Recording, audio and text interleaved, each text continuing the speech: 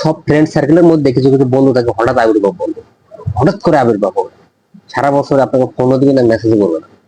যখন নিজের দরকার, টাকার দরকার, রক্তের দরকার, অথবা গার্লফ্রেন্ডের কোনো সমস্যা হয়েছে তখন দরকার, তখন একবারে ক্রাশ করে একটা ফোন দিয়ে দিবে।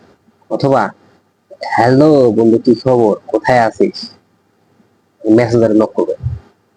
যদি বলুন বন্ধু খালি অ্যান্সারটা দেন, খারার উপরে আপনাকে সেটেল দিয়ে মনে করেন কেমনে বলবে কথা, মানে খারার উপরে সেটেল দিয়ে আপনাকে এই কথাটা বলে দিবে, বন্ধু রে টাকা তো দরকার, এই বিপদে আছে, অমুক বিপদে আছে, তমুক বিপদে আছে, কিছু টাকা দিয়ে যদি সাহায্য করতি, এই এক সপ্তাহ খানিক পরে দিতাম। এই এক সপ্তাহের কথা কয়া যদি খালি টাকাটা নিতে পারছে, হ্যাঁ বন্ধু রে,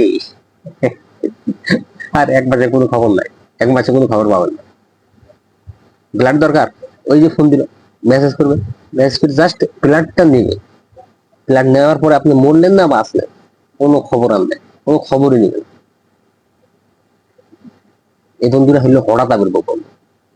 এই এইরকম বন্ধু ফ্রেন্ড সার্কেল থাকার থেকে না থাকাই ভালো।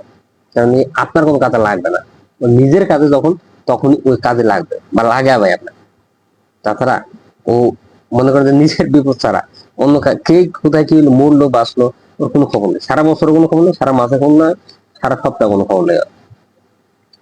ফ্রেন্ড সার্কেলে এই বন্ধু না থাকারই ভালো। যদি থাকে তাহলে ওর থেকে মানে একটু দূরে দূরে থাকার চেষ্টা করবেন, নাহলে সমস্যা মনে করেন খারাপ রূপে কেমনি সমস্যা হবে নিজেরাই বুঝবেন না।